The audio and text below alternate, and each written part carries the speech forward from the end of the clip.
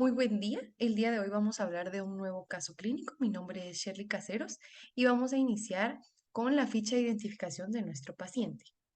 En este caso tenemos un paciente masculino con iniciales SIJP de 14 años.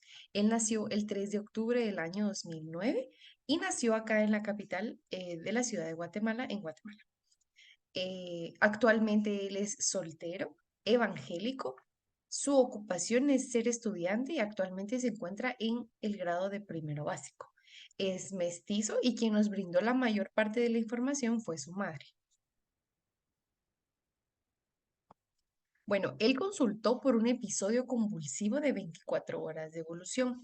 Dentro de lo que es la historia de la enfermedad actual, pues la madre del paciente nos refirió que un día previo a haber consultado, el paciente inició con movimientos que simulaban una convulsión tónico-clónica y esta era generalizada, tuvo una pérdida de conciencia de aproximadamente 20 minutos asociada a una fiebre no cuantificada por termómetro. El paciente no reconoció a sus familiares, sin embargo, no perdió el control de esfínteres, se encontraba letárgico con una marcha lenta. eh, Él al inicio no lograba caminar porque no tenía la fuerza suficiente para ponerse de pie. Decidió consultar con un médico privado quien indicó que fue secundario a un exceso de estrés. Sin embargo, el paciente continuó con la flacidez en los miembros inferiores y tendencia al sueño. Estaba ligeramente desorientado, por lo que decidió consultar a este centro. Dentro de esto, pues podemos encontrar varios motivos por los que la madre decide consultar a un hospital público después de haber consultado con con un médico privado, ¿verdad?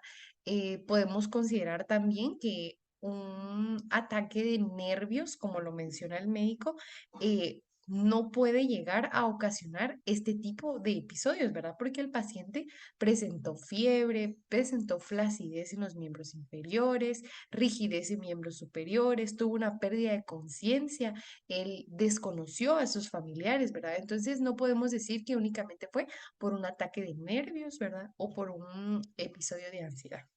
Entonces vamos a continuar. En este caso, pues a los antecedentes patológicos, todo lo que es médicos, pues únicamente nos refiere que tuvo una convulsión febril a los 21 meses de nacido.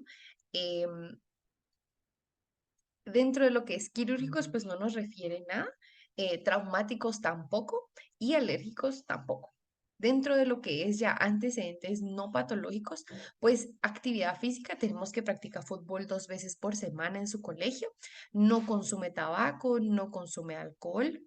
Dentro de sus antecedentes sexuales, pues el paciente refiere ser heterosexual, que aún no inicia su vida sexual y pues no ha tenido ninguna pareja.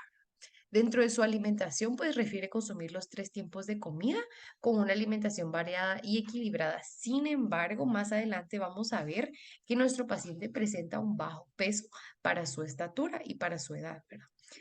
Distribución de la higiene en la vivienda, pues tiene una vivienda propia con 4 habitaciones, cuenta con piso de azulejo, techo de concreto y teja, paredes que tienen pues de cemento, con todos los servicios básicos, tiene 2 baños completos, habitan 5 personas y un perro.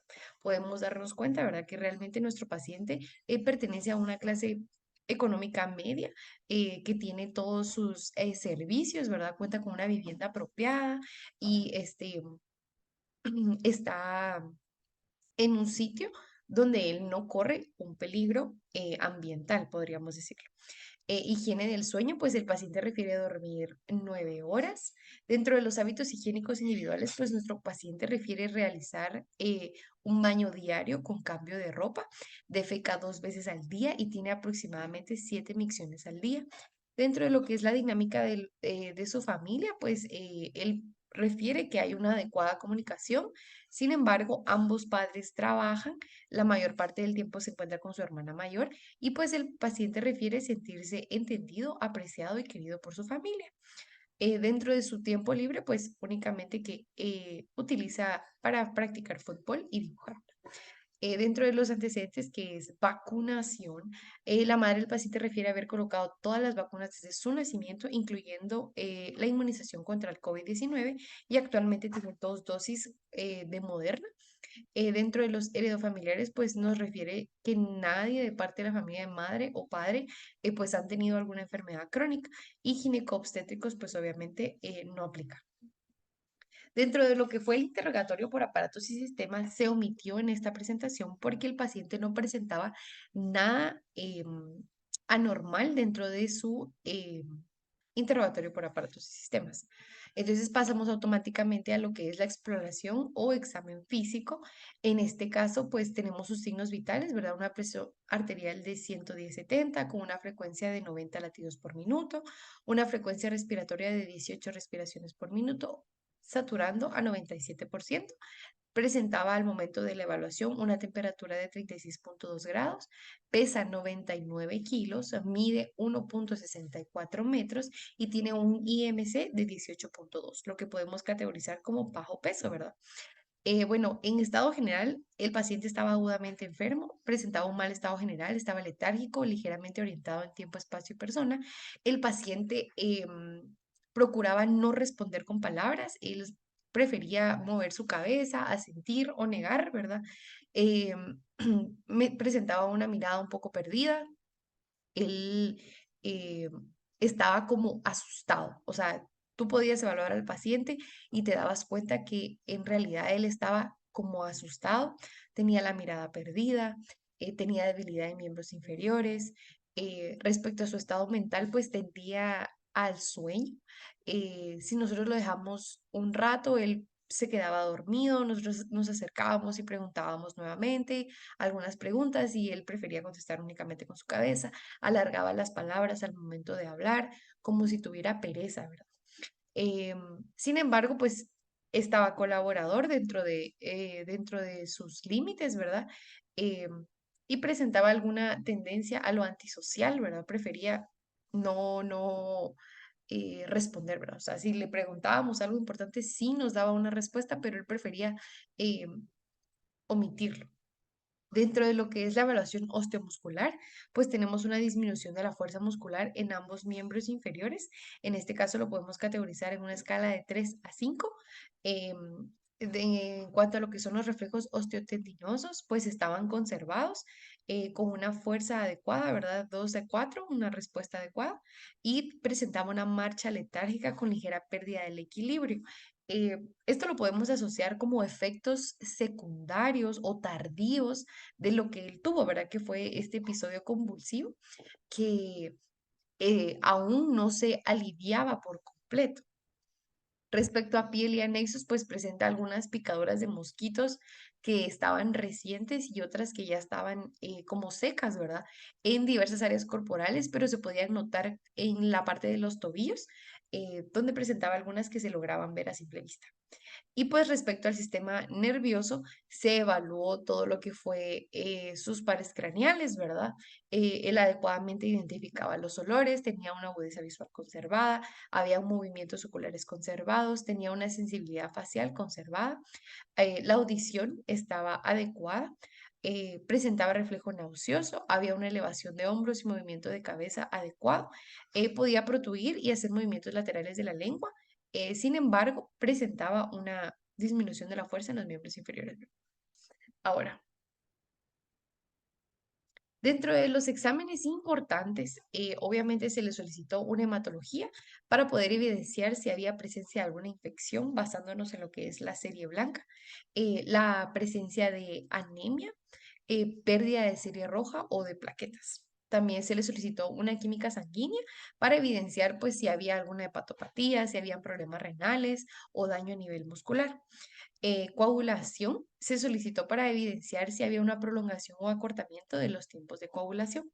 Se le realizó igualmente un ataque cerebral para evidenciar lesiones que haya generado el episodio o haya sido generada eh, por el episodio, o sea, alguna lesión que creamos nosotros que pudo haber provocado el episodio convulsivo o que el episodio convulsivo pudo haber generado secundariamente alguna lesión. Si había alguna hemorragia intracraneal o regiones de isquemia, ¿verdad? Se le realizó igualmente una punción lumbar. Se solicitó para evidenciar la presencia de alguna infección grave o trastorno del sistema nervioso central. El primer dato que nos llevó o que nos hizo solicitar una punción lumbar fue el hecho de que nuestro paciente no únicamente convulsionó, ¿verdad? Sino que él también presentó un estado febril y tenía ese antecedente del estado febril con una convulsión secundaria de cuando él era menor. Entonces, pensamos que probablemente podía tener alguna infección, ¿verdad? No sabíamos si era viral o bacteriana.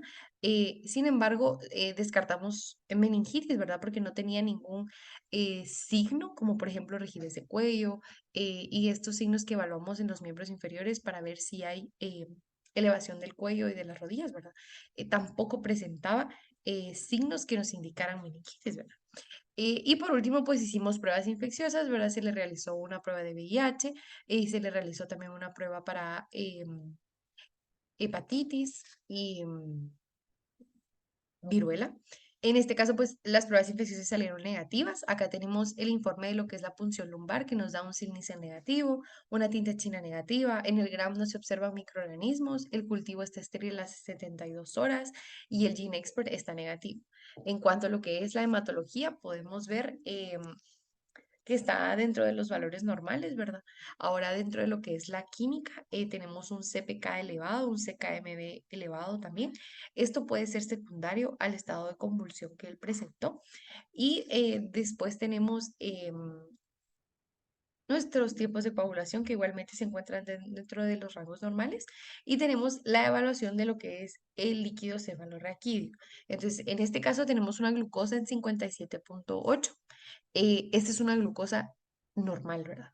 Pero tenemos un LDH disminuido y tenemos microproteínas en 8,6 que están disminuidas, ¿verdad? Entonces, como la glucosa está normal, pero tenemos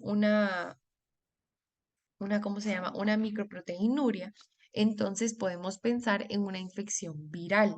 En caso de que nuestro paciente hubiese presentado una glucosa elevada o una glucosa disminuida, entonces ya podemos pensar en algo bacteriano, ¿verdad? Pero en este caso, pues nos vamos a guiar un poco más hacia lo viral y pues sus pruebas de TORCH negativas, ¿verdad? Vamos a poner acá la tomografía que podemos evidenciar, ¿verdad? Que no hay ninguna lesión anormal y que nuestro paciente presenta una tomografía cerebral normal para su edad.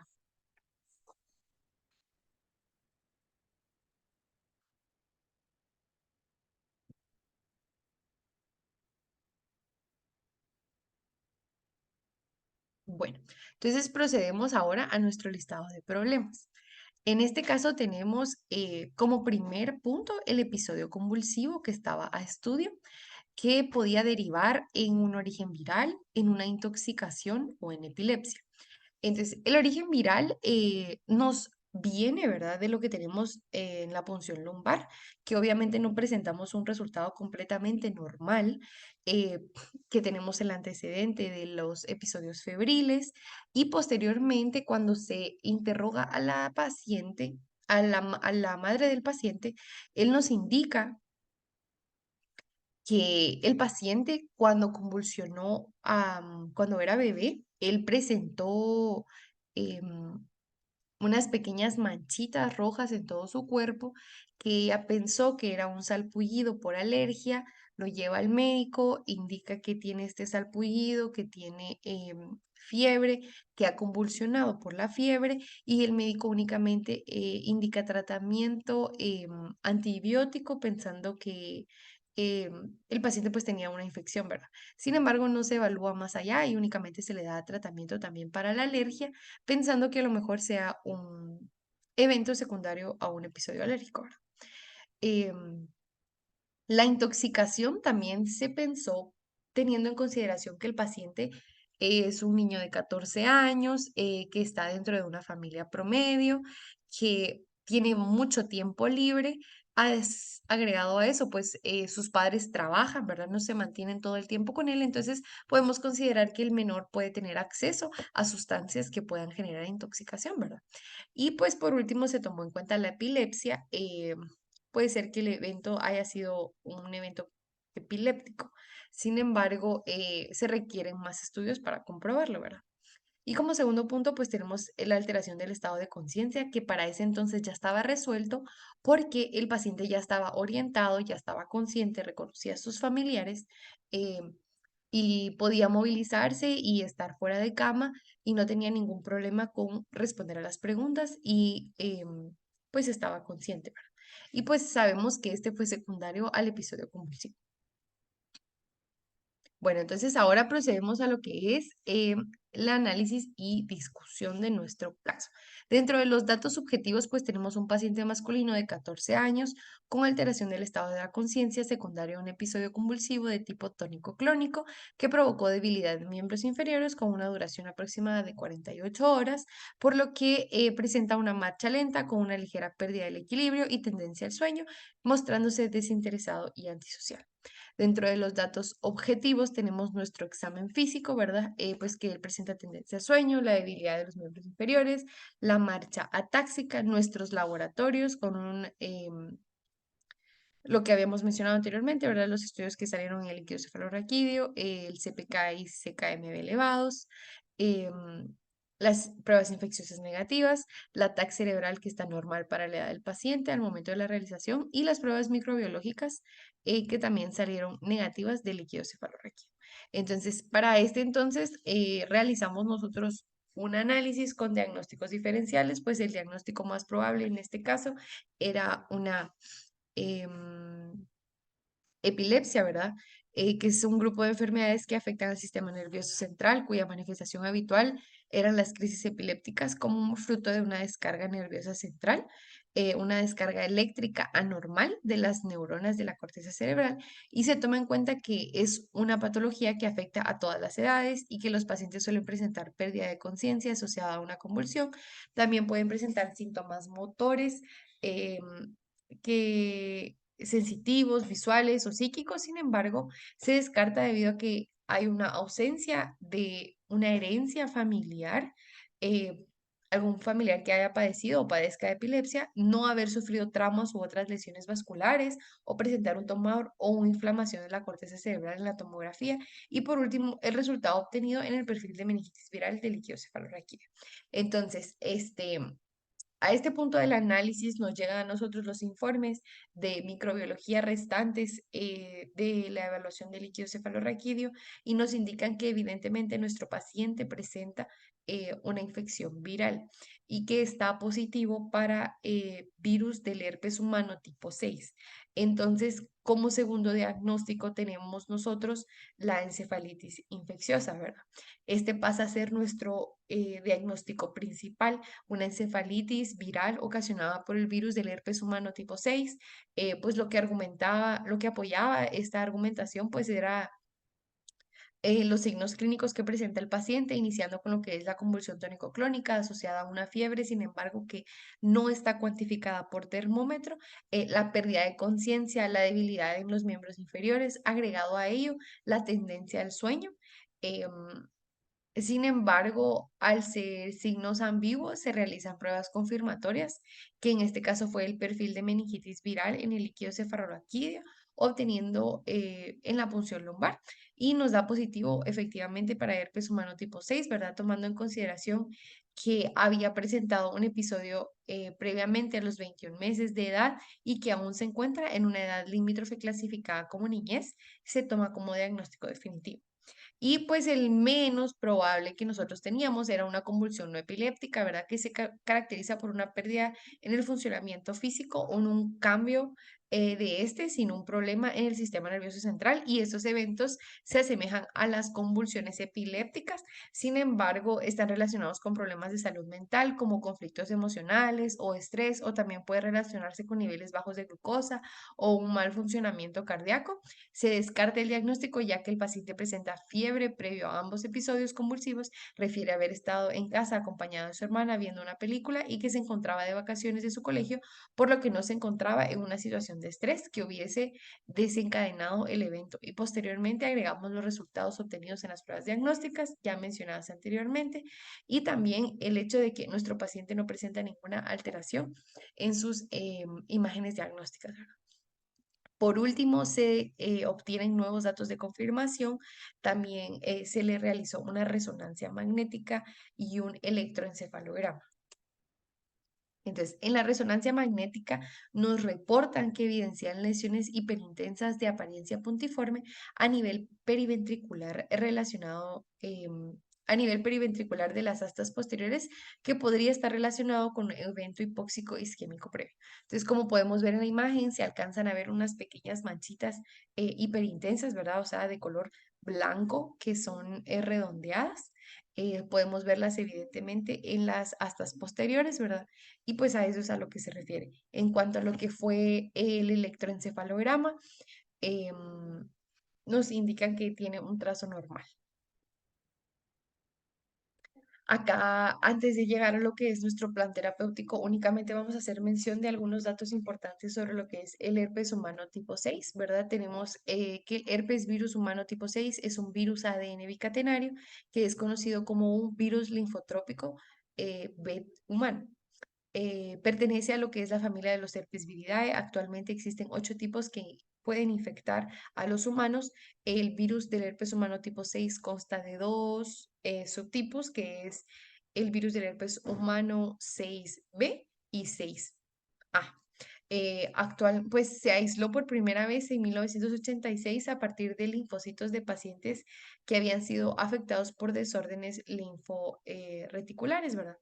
El 93% de las infecciones primarias en Europa y América Central son debidos al virus del herpes humano tipo 6 y en Estados Unidos, pues el 20% de las hospitalizaciones en infantes está asociado a lo que es la encefalitis, linfadenopatías, miocarditis o mielosupresión. Se establece en lo que es el mieloide y la médula ósea y permanece latente por el tiempo de vida del huésped. El herpes humano el herpes humano tipo 6 tipo A, es el más patógeno y más neurotrópico y se ha vinculado a varios trastornos relacionados con el sistema nervioso central. Suele ocasionar algo que se conoce como roceola, es más frecuente en niños de 6 a 24 meses. Suelen presentar fiebres altas, es decir, mayores a 39,5 grados centígrados en los primeros 3 a 7 días. Suele desaparecer, sin embargo, también suelen presentar sarpullidos en el torso que se diseminan a los brazos, las piernas, la espalda y la cara. Pueden también presentar convulsiones asociadas a la fiebre, disminución del apetito, tos leve y moqueo. Se transmite de persona a persona a través de lo que son las secreciones del tracto respiratorio y dentro del tratamiento pues no hay uno específico y si se debilita el sistema inmune puede reactivarse, pero suele darse un antiviral, ¿verdad? Puede ser ganciclovir o valganciclovir. Y pues por último tenemos nuestra propuesta de manejo, nuestro plan terapéutico. En este caso, pues en cuanto a la actividad, el paciente deberá permanecer en reposo 48 horas posteriores a ser egresado del hospital, solo como medida preventiva, ya que el paciente al ser egresado ya presenta adecuada fuerza muscular y movilidad en todo su organismo. No hay alteración del estado de conciencia, él está activo, alerta y colaborativo y no presenta sintomatología secundaria. En cuanto a lo que es la dieta, pues el paciente debe continuar con una adecuada alimentación, siempre tomando en consideración todos los micronutrientes que debe consumir, ya que se encuentra en una etapa de crecimiento importante y habíamos mencionado que presenta bajo peso, ¿verdad? Entonces, se le indicó que debe tener un mínimo de 5 porciones de fruta y verdura al día, debe disminuir el uso de la manteca y las salsas pesadas, limitar la ingesta de carne roja, aumentar la ingesta de pollo y pescado. En cuanto a los medicamentos, pues durante su ingreso se dio una cobertura antiviral con aciclovir por 4 días. Posteriormente se recibió el informe de microbiología y se decide cambiar este antiviral y se inicia ganciclovir. Con este cumplió 14 días efectivos y posterior a eso pues se dio de alta. Sin embargo, también se le dio un anticonvulsivo al haber ingresado. Se le dio levetiracetam. El paciente estuvo ingiriendo este medicamento para poder prevenir que se ocasionara un nuevo episodio convulsivo. por parte del por parte del Departamento de Neurología se recibió asesoramiento y se evaluó al paciente, ¿verdad? Sin embargo, ellos indicaron que podían dejar el anticonvulsivo hasta un mes para poder, hasta que llegara la fecha de su nueva evaluación, ¿verdad? Y ya considerar retirarlo por completo, debido a que el niño pues no presenta ninguna otra alteración. Estamos hablando de que tiene 14 años y el tener un anticonvulsivo por el resto de su vida, pues obviamente va a hacer que decrezca su estado anímico, ¿verdad? Y vamos a tener un paciente casi que dominado por el medicamento, ¿verdad? También se le dio un AINES, en este caso fue para prevenir, en caso de que el paciente presentara mareos, vómitos, dolores, em, pues se le colocó ese medicamento, ¿verdad? Ahora, con lo que es el control específico, pues se indicó desde que el paciente llegó que se debía vigilar y entrevistar al menos durante su ingreso, ya que podía convulsionar nuevamente. Se evaluó la fuerza muscular y se hicieron también pruebas de movilidad todos los días que el paciente estuvo ingresado y se pudo evidenciar cómo él fue recuperando la movilidad de sus miembros inferiores, ya no presentaba rigidez en miembros superiores, cómo él fue abriéndose y presentaba mayor facilidad al momento de comunicarse con el médico, también la facilidad de levantarse de su cama, ir solo al baño. Al inicio necesitaba la ayuda de la madre, y pues también fuera del hospital se le indicó a la madre que debía seguir las medidas de bioseguridad para evitar la reactivación del virus, así como también vigilar conductas del menor, ya que pues podía volver a presentar esta sintomatología, ¿verdad? Y ella debía de estar al tanto para saber qué hacer en ese momento. Dentro de otras terapias, pues también se realizó consulta a psicología para que el paciente tuviera un seguimiento, ¿verdad? Pudiera entender la fisiopatología de la enfermedad, la incidencia disminuida que ésta presentaba. Sin embargo, se consideró desde el inicio que la edad del paciente, pues, el paciente debía ser evaluado por el departamento de pediatría, ¿verdad? Y no por el departamento de medicina interna, debido a que estos casos suelen ser comunes en menores y en realidad un pediatra está más entrenado para estos casos, que probablemente se hubiera llegado al diagnóstico mucho más rápido, se hubiera iniciado el tratamiento de una forma más rápida y el paciente probablemente no hubiera tenido la necesidad de estar ingresado tantos días en el hospital. Entonces, pues ya dentro de lo que es nuestro plan educacional, se le explica al paciente y a su madre la fisiopatología de la enfermedad, la incidencia disminuida que presenta, se le hizo saber los síntomas que podía llegar a presentar y también que la enfermedad no se elimina por completo, por lo que debe de llevar un cuidado para evitar que éste pueda reactivarse, ¿verdad? No se dejó dieta ni cuidados específicos, ya que el paciente cumplió con cobertura antiviral por 14 días y no presentó ningún síntoma durante los 17 días previos a su egreso, pero se explicó que se encuentra en una etapa importante del desarrollo que definirá su crecimiento y fortaleza, por lo que debe llevar una alimentación adecuada y realizar actividad física moderada, como mínimo 150 minutos a la semana. Entonces damos por terminada la presentación de este caso con esta frase que dice: soy un cerebro, Watson. El resto de mí es un mero apéndice. Muchas gracias por su atención.